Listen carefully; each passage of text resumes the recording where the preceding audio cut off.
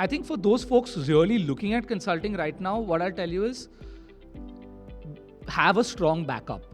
Because one, the consulting market right now is not the hottest.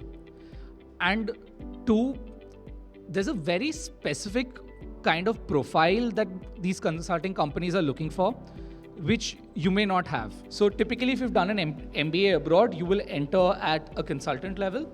If you've done an MBA in India, you would enter at an associate consultant level.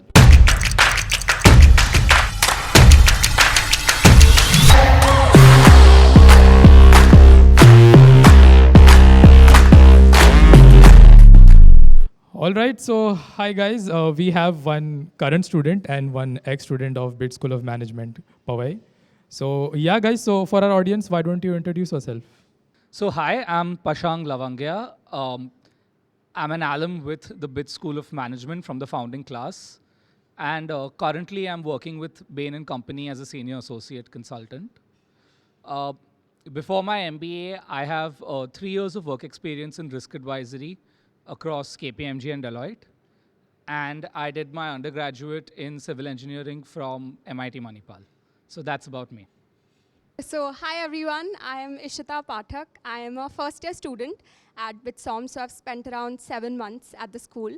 Apart from that, I did my undergraduation from Symbiosis, Pune. So I did my BBA, I specialized in HR, after which I went ahead and worked with Deloitte. I was also in risk advisory, so almost 2 years, and then I'm at BITSoM right now. Thank you. Lovely, guys. So to kick off the conversation, I wanted to ask both of you, and this could be a nice icebreaker for our audience as well. They'll get to know more about you. So what has your relationship with learning been like so far, throughout since school till date? I think initially my relationship with learning was very teacher driven, especially in my formative academic years. That typically, if I had a good teacher in a particular subject, I had a tendency of enjoying that subject a lot more. Uh, Subsequently, I think once you get into the professional world, your relationship with learning changes because a lot of the time you are on your own, you have to figure things out. And also, you get an understanding of where your academic knowledge will help you and what some of it knowledge, some of it skills that you have to develop on your own. So I think there has been an element of transformation there, but a lot of it is just self-driven, and there always needs to be a willingness to learn. Right. And what about you, Ishita? Yeah, I think similar to Pashang. I think initially for me, during school, during undergrad, it was more of the traditional rote learning where you kind of just mug up, you give your exams. But I think once you start working, and also I think the 7 months that I've spent, you realize that it's a lot more than that. Now I'm a lot more curious. I think I question things around me a lot more. So I think that's kind of changed from the traditional kind of system that we've all had. It, again, as Pashangh said, you kind of take the initiative yourself. You want to know more things for your own self. So that kind of increases. So. Right. I think question-driven learning is when learning happens best, plus you get interested and you get involved into it much more. So Pashangh, I'll start with you actually. So you were the member of the founding batch at BITSoM, right? So what gave you the confidence to maybe enroll in a B school which had no alums and you were the first batch of that school? So how did you take this leap of faith, or was it all calculated, and how did you do it? So a lot of it was driven by the situation I was in. So I was nearing 3 years of work experience, and the Indian MBA is such that if you sort of go above 3 years, your options are fairly limited. So I knew that I was sitting in the sweet spot in terms of timing for when I want to go for my MBA. The second is that yes, BITSoM was extremely scary because it's an absolutely new institute. But then I just took a step back and I looked at 3 things. The first thing is that even though it was a new school, the institute to which it was affiliated was fairly established. BITS Pilani comes with a long legacy of giving quality education over time. The second thing is learning outcomes was something that was always a very high priority for me.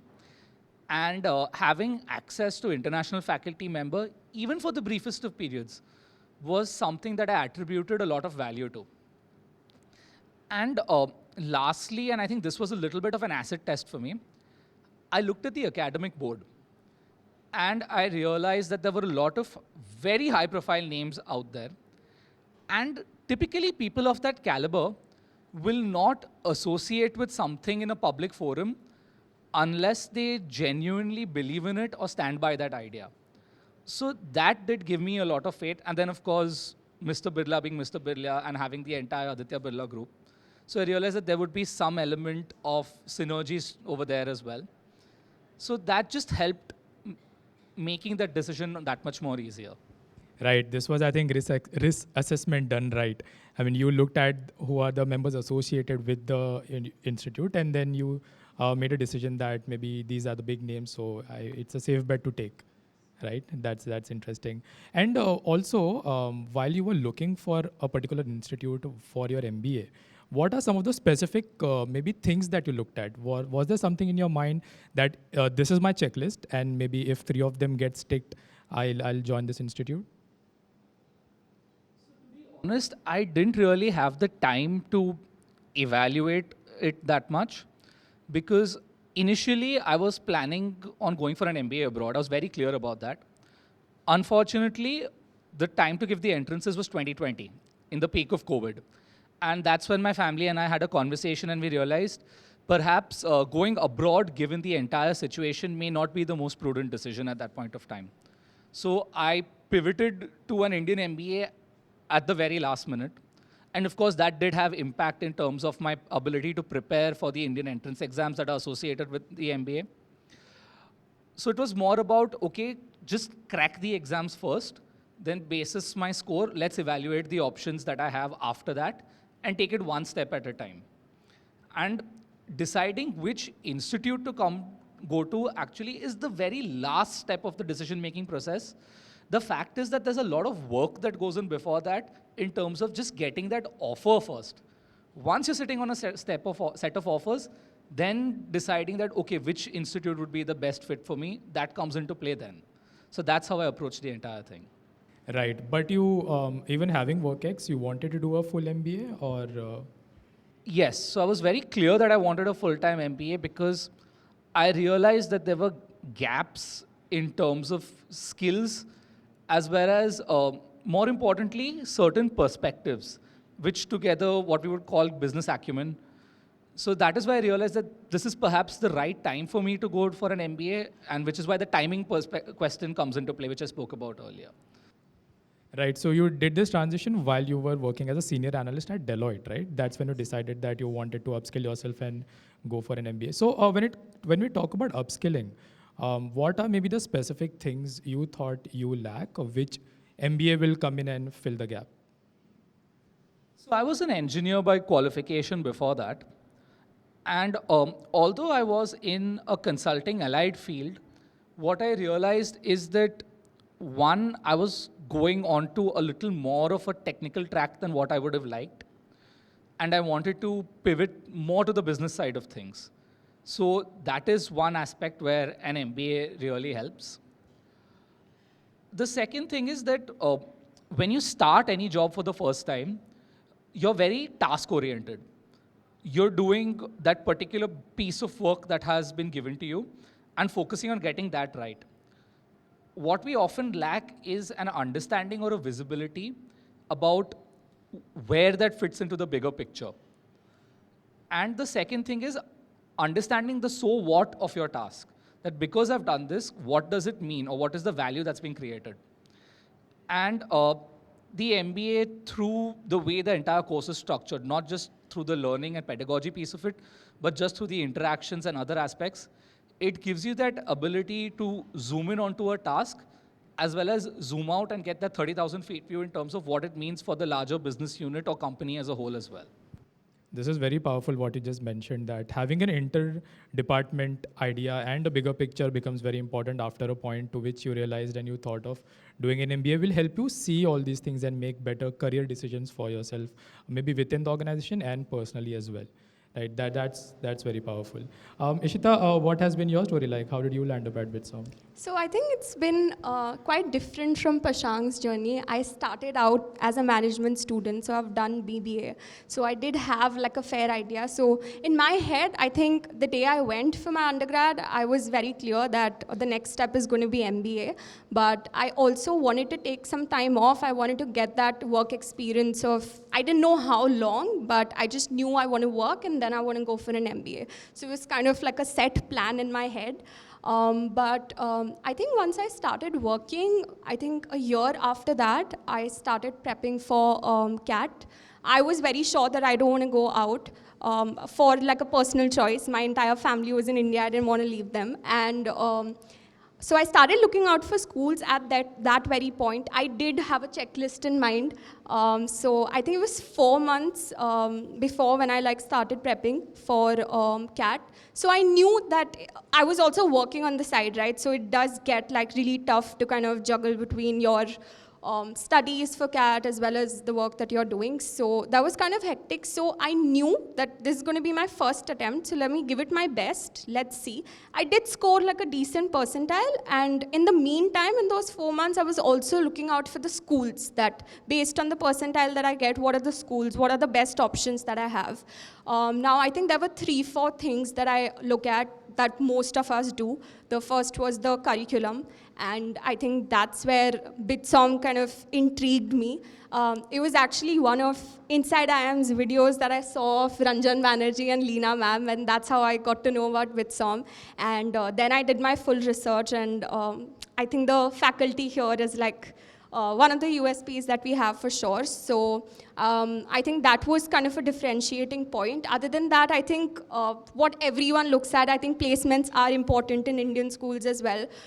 So I think the summer internship placement for your batch was out by then. So I had a fair idea when I was kind of doing my research. And so it was doing well. I think most of the top consulting firms, whether it was marketing, there were like a lot that were coming in. So it was like, I was pretty impressed. I wanted to understand from you, Ishita, and from you, Pashangh, also. Do you believe having a work ex is important while you're going for an MBA, or there are certain things that even a fresher can bring to the table? I just wanted to prick your brains on it. I feel like there are a certain pros and cons to both. I feel like personally the freshers who've come in have a fresher perspective. They're more open to kind of listening to any opinion that anyone has because there's no preconceived notions from the previous work ex that you have. So in terms of that, that's great. They also have this thing where they've studied constantly. So there's no break in the middle where you just like, it was very tough for me to like catch up, assignments, everyday classes, it was kind of hard to pick up on that. So I think that's where it comes. But in terms of relatability, like I think in classes, the people with work ex, you can share your examples. It's a lot more relatable when the professor is talking to you about a certain thing and you've been there, done that. So I think in terms of that, that becomes an advantage. But I think both are good, have their pros and cons. I think I'll absolutely agree to that, especially on the relatability aspect. Because, so I think in most B schools and BITSoM especially, there's a lot of group elements. So when you're in a study group, there's some people who had work ex, some people who did not. And what I realized is that for the freshers, in certain aspects of it, they were just not able to grasp concepts because the relatability quotient was extremely low for them. And I can understand that having not experienced the corporate side of things, it's a little difficult to understand the importance of what we may claim to be softer subjects. Like, for example, organizational behavior is given a lot of flack among B schools in terms of being a very soft, HR-oriented subject. But for those folks who come with work experience, what they realize is that by far, potentially, that is going to be one of the most important subjects you're going to do during the tenure of your MBA. Because management is a lot about getting work done through other people. And that is where people dynamics become very, very important. A lot of us get caught up in the fancy Excel files we're going to create, financial models, the flashy PPTs. A lot of that is secondary. And that comes. But I've noticed that sometimes people have a tendency to think that's what the core of the MBA is about. Whereas having worked, the more experienced folk realize that it's not just that, it's even the softer skills that are equally important. So yes, what I would always recommend is come in with about a year and a half of experience.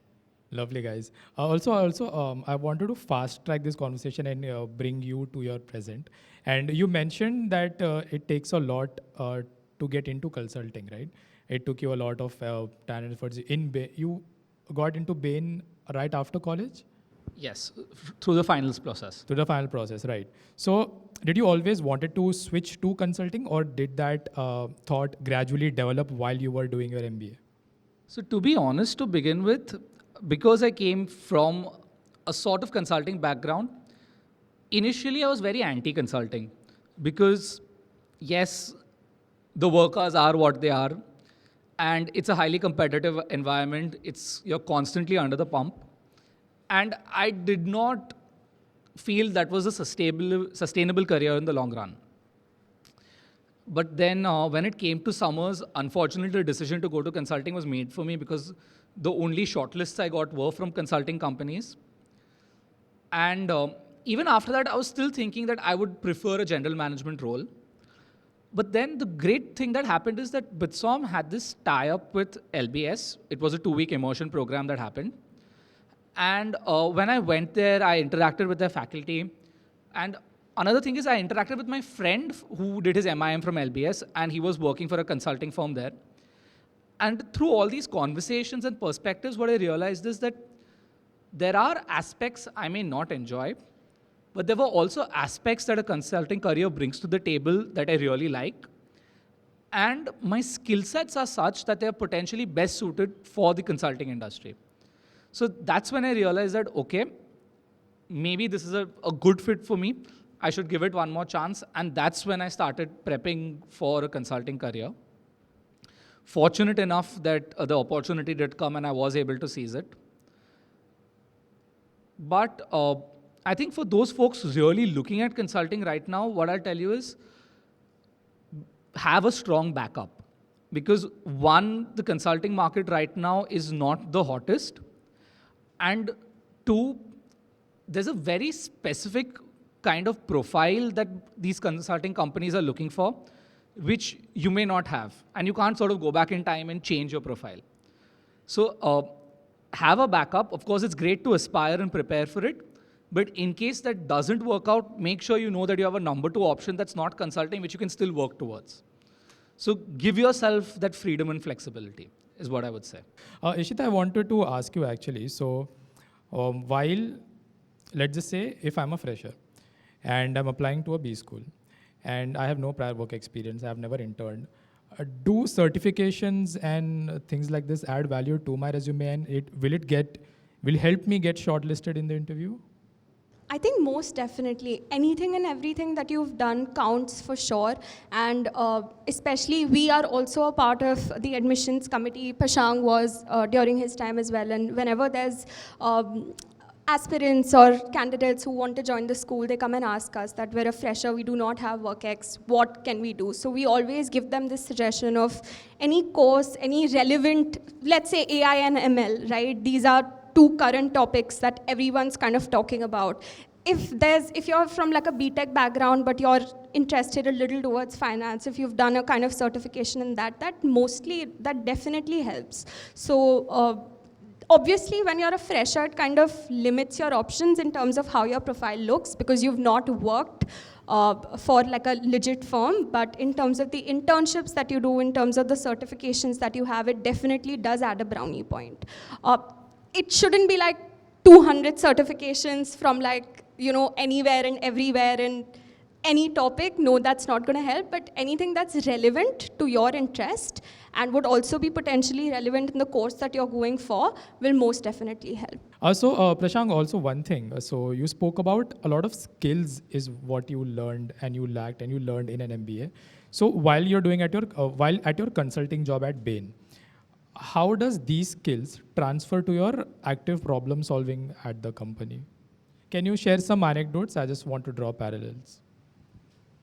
So I think there'll be two major skills that I'll speak about. One is problem solving. The second is deliverables. The thing is, like I said, initially we're very task focused. Okay, so whenever you're given a problem, there is a tendency to just dive into the problem and start solving it. What the MBA brought, and I realized was very important, was taking a step back and understanding the context of the problem as a whole. Like, for example, if you're looking at, say, a profit margin is shrinking, you will realize through an MBA that there's revenue and cost, and you'll start diving into that.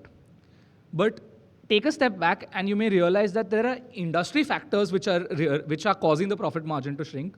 So maybe the industry you're playing in may not be the best industry for you in the long run. You need to start playing in a different industry.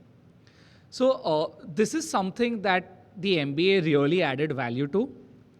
The second thing is that the way BITSoM currently worked is that we work in 2-week cycles, where you're doing one subject for 2 weeks, you're doing your entire projects, quizzes, final thing, and then you move on to the next subject.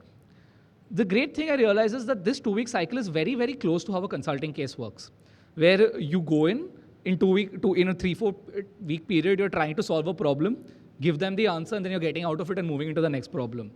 So that ability to work under that very short time, triangulate to data, make assumptions, that's where this BITSoM pedagogy really helped me. And I've realized that you just become better with managing your time and realizing what you have to prioritize and what you can deprioritize, and arrive at the answer just that much quicker. Lovely. That's where the long working hours, they come into play, I believe, right? Right. So Ishita, speaking of pedagogy, so I want to understand from you, since you are the current student at BITSoM, compared to your undergrad education, what's the difference that you see in the current pedagogy that you are experiencing? I think one of the main things that the program teaches you is questioning the conventional business method that you're taught at your undergrad. Let me just give you like a very small example. You know, when I was in my undergrad, if it was a marketing course, you just pick up Philip Kotler and you just do the theory and you give your exam and that's it. But I think the courses out here, they kind of force you to get out of your comfort zone and get a different perspective, to start thinking out of the box. For example, we have these experiential learning projects. I did one project with Kellogg's as a part of one of my marketing courses, where we had to kind of go and kind of do a consumer behavior analysis. We went to Dadar, we went to Vikhroli, everywhere. We had to visit these Kirana stores. So what we had to do was come up with a design prototype for 2 of their portfolios for their cereals. And it was so interesting. Like, I remember Ranjan Banerjee was teaching us this course, and he just said, if you go and spend 2 hours at a Kirana store, the insights that you're going to get is just, it's going to be phenomenal. And that's exactly what happened. You get to know, in terms of product placement, why is it happening, or the entire cycle of what a distributor does, what a retailer does. So the insights that you get, again, I would just get back to questioning, right? The ability to question everything around you increases, which I think gives you a lot better results, more efficient output. So I think that's one thing for sure that has been different from my undergrad to what I'm doing here right now. So practical experience is a lot more. There is no right answer. It's all about the assumptions you've made, it's all about the approach, and you realize that you may go about it X and do something. Somebody may go about it a very, very different way and do something absolutely different. But there is no way to justify that whether X is the right thing to do or Y is the right thing to do. It's more about your ability to justify why you believe that X is the right option, and how you were able to do that. So if you made certain assumptions, how did you arrive at those assumptions? And your ability to just justify and back that up in a credible manner, and of course in a clear manner. So there's a communication aspect to it, so there's a background aspect to it also. And broadly, this is what just happens in different contexts across different business problems. Lovely. Pashangh, I'm interested to take a deep dive into the life after MBA, right? And I'm interested to know, how were your initial weeks of consulting like? what can somebody expect, or like what is something expected from a MBA graduate at a workplace? So it boils down to four things broadly. Uh, and I think we've just discussed this a lot. One is, of course, business acumen. The second is problem solving abilities. Third is communication skills. And lastly is just a willingness to learn. If you just distill a lot of it, it just boils down to these four principles. Because the rest of it, different companies operate very, very differently. There are different areas they're strong in, there are different ways they approach problems. They will teach you all of that post your MBA. But these four pillars are something that already have to be present because that is the foundation on which you will build your consulting or maybe some other career a lot further. Guys, you have any questions for them? This is Ankit Agrawal here. I just wanted to know to get a good job in any good big consulting firm like KPMG, BCG or something like that. For that, which MBA course I should prefer? So I'll divide it into three parts. First is country, target country for both MBA as well as consulting.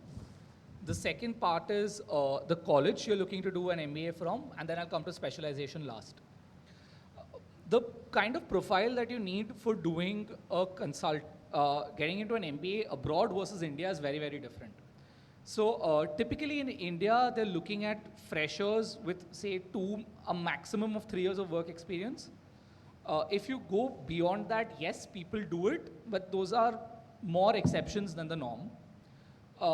The only exception to this in the Indian B school context is ISB, which focuses at more experienced folks.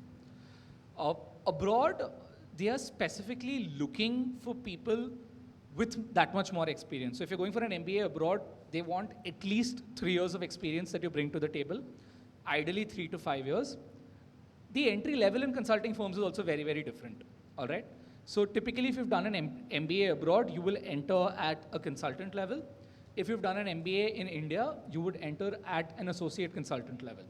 And that's got to do with that ties up to the amount of work experience you bring to the table because they have certain cutoffs over there for the certain bands. So that is with respect to MBA in India or abroad. The second aspect to it is colleges, and this will apply in India and globally as well. What I would suggest is go online and look at people who are in those consulting firms, in those specific roles that you are kind of targeting, and then look at a list of colleges that they come from. So that will be a good indicator. Now in India, fortunately, we have campus-driven placements, so the company comes to campus to get you. But if you go abroad, a lot of it is networking-driven. So colleges will only facilitate companies coming to campus, and they will only have an interaction with you. That's where it ends. Beyond that, if you want to go to that interview and get that offer, it's about how you network, how you have those conversations, how you make sure that your CV is getting into the right hands. That is driven by you personally. But being from the set of target schools always helps. Lastly, coming to specialization, when it comes to strategy consulting, they are broadly agnostic to your specialization. So it doesn't matter if you've done marketing, ops, finance, or even a general MBA. But if there are roles that are coming for something very specific, like for example, deals advisory, or financial service advisory, or performance improvement, then of course the relevant specialization does become important. Like financial services or deals advisory may appreciate MBA in finance a lot more than an MBA in marketing. Similarly, performance improvement teams might appreciate an operations background that much more. But if you're looking at strategy advisory, which is broadly a generalist role to begin with, it is mostly specialization agnostic. Hello. Yeah. Firstly, I would like to thank to give us a brief idea about what happens inside B schools. but I really want to know the initial stage as a complete freshie, how to go and like crack the interview and get the college. More in touch with this. Yeah. So I think what we're looking at, or essentially what a school looks like, especially BITSoM being a profile-based school, everything, whatever you've done post your 12th. So it could be as simple as an event that you've conducted at your college, any position of responsibility that you held. Let's say you did like a TEDx talk back in your college, right? So we're just kind of gauging how active you've been, any leadership skills that you've shown. So that's not necessarily through a position that you've held at your workplace, right? It could be through a small internship that you did. It could be through a cultural sec or any secretary that you had been back in your college. So I think your extracurriculars, your acads definitely, your CAT score, it's like a mix of everything. So essentially, all the elements combined, you need to put your best self out there.